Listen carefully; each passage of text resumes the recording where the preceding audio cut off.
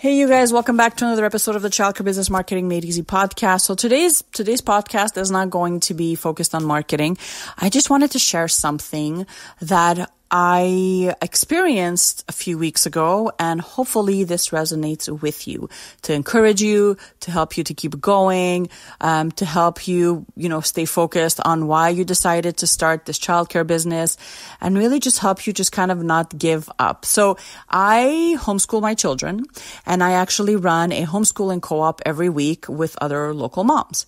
And we were at the park a few weeks ago. Kids were playing. It was a Wednesday morning. And there was a daycare that was there at the same time as us. Now, this daycare was filled with toddlers, okay? And they had the staff there, and the kids were running around. It was a beautiful day. Kids were playing in a beautiful park, and it was amazing. Now, one of these kids, the little toddlers, did what toddlers do. They kind of ran away a little bit away from the group.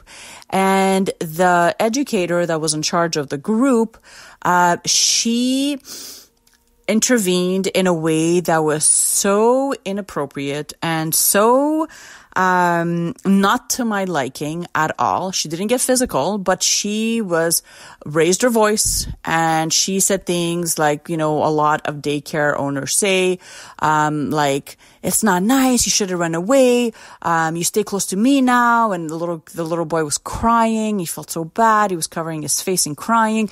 And she went down to his level, and she was like just letting him have it. Like, it's not nice. And what did I tell you? And she kept repeating, you're not nice. You're not nice. It was so horrible. She took him, they went back to the group, and, the little boy just kind of stayed in the corner, and then he went to play again. Now, why I'm sharing this? Because I remember when I was working in a daycare center, when I finished my early childhood education, I was straight out of college, and obviously I needed a job. I remember working in a center. Now, this was a center, and I was working with the older children, and the director of the center was basically the director from hell. She was extremely mean, very inappropriate, very unprofessional. She had no business working with children, just like that teacher that I experienced in that park with that little boy. Sometimes educators, unfortunately, have no business working in daycare centers with little humans. Maybe she was having a rough day. Maybe she had some kind of problem at home.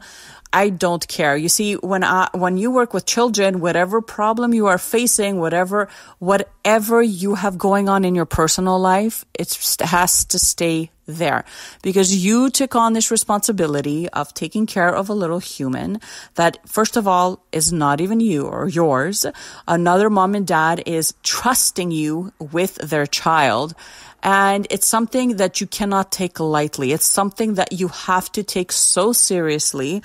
And unfortunately, in our field, in early childhood education and daycares, home daycares, even bigger daycares, it's not the case, right? We all hear these horror stories in the news about kids getting hurt in daycares around the world. And it's just so sad to see. So when I saw this woman talking like that to the boy, and then she went back to the group, and she was, talking to the other staff, I turned to the moms, and the moms are my co-op and my homeschooling co-op, and I said, this is why I started my daycare in the first place. Because I remember working for that boss from hell, and the way she would treat the staff and the things that she would say. Wow. I was like, there's no way I could ever have a career working in daycare, taking care of kids, being treated like this, right? I thought that everyone that worked in daycare, or at least their directors, were like her, right? Obviously, that's not the case.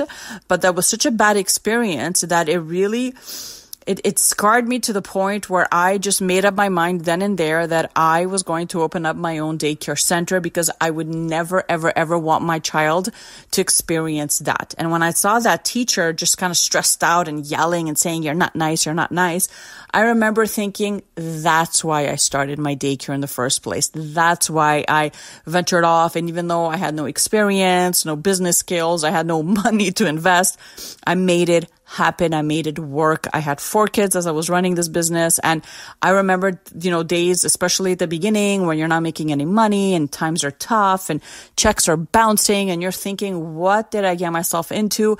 I always go back to stories like, reading something in the paper or experiencing working for, bosses from hell or working with other educators that were not great with kids and thinking there is no way that when I become a mom, my kids are going to go through that.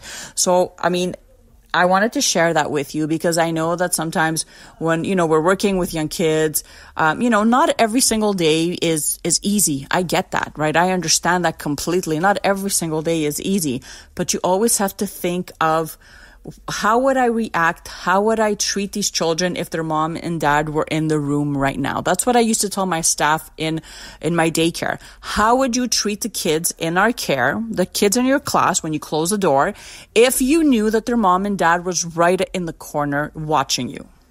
Chances are you wouldn't say things like, you're not nice, right?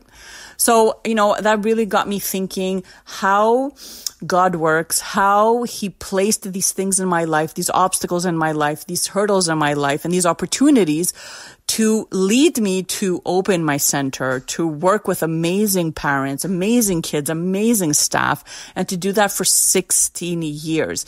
And, maybe you just started your center, and maybe you started a childcare business at home. Maybe you're thinking about it because you love children, because you want to raise your own kids as you earn some income. And I encourage you to do so. I really do. But never forget that, you have been called to this job. And you've been called to this job by our amazing, amazing God. He gave you the skills. He gave you the gifts. He gave you the opportunities to be working with young children. It is such a blessing. It is such a blessing to work with little humans, to be able to teach them, to guide them, to stimulate them, to sing with them, to see them change, to see them flourish. And yes, there's going to be difficult days when, there's, runny noses or they're not listening or they're too excited, but you always have to be able to treat everybody obviously with respect, to never forget why you started this business in the first place, to put yourself in their parents' place and think, how would I want my child to be treated if I had to find daycare for them, right? And then just focus on that, focus on running your center like that or treating the kids like that, and treating the parents as well with respect. There are so many daycares out there that are lacking this. There are so many daycares out there that lack the quality, the love, the experience, the credibility, the program. It's just sad to see. So, keep going, keep doing what you want to be doing in your program, whatever curriculum it is, or, whatever you want to teach the kids, but never forget that they were brought into your life. Their parents trust you. Make sure that you offer quality care, that you love on them, that you respect them, you respect their families as well, and that you are someone that really just thrives on providing excellent quality care. You're someone that always wants to learn, someone that recognizes that you are human and there are days when you are going to feel, that you have less patience. Pray harder those days that God gives you his strength and his courage and his patience and his love so that can kind of reflect on the kids and anyone that crosses your path that day. And I promise you, it is definitely worth it. So I hope that this word encourages you. I hope that it inspires you. And I hope that it helps you be an amazing childcare provider. Bye for now.